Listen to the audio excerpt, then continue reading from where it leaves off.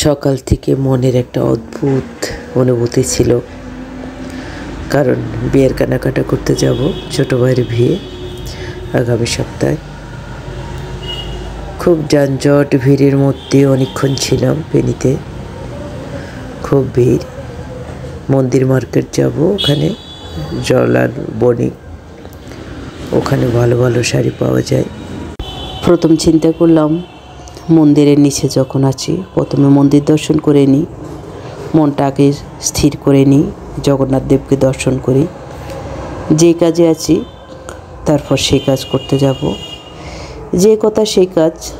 মন্দিরে চলে গেলাম, জগন্নাথ দেব দর্শন করলাম।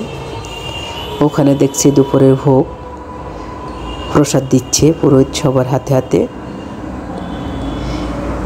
সাথে বোনের ছেলে ছিল, ডেকে নিলাম। চিন্তা করলাম দুপুরের প্রসাদ সৌভাগ্য হলো, একটু প্রসাদ নিয়ে নিই। সবাই মিলে প্রসাদ দিয়ে দিলাম। প্রসাদ খেয়ে এত বেশি প্রসাদ দিয়ে দিল, প্রসাদ খেয়ে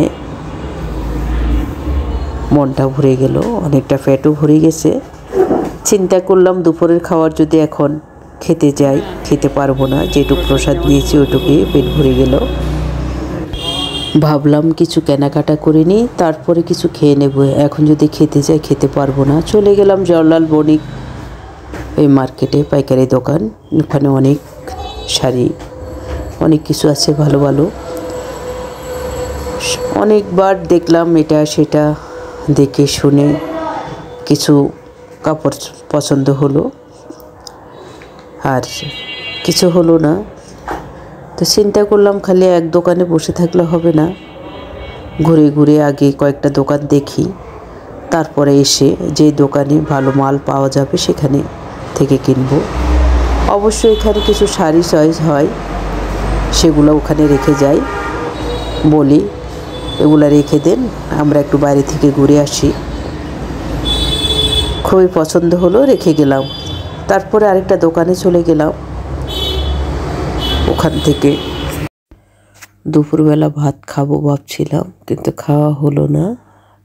একটু দেরি করে যাওয়াতে ভাতের হোটেল বন্ধ হয়ে যায়, তাই বসে বসে মোহনভোগ খেলাম, একটু দধি খেলাম। তারপরে এসে আবার কাপড়গুলো কিনে নিয়ে নিলাম।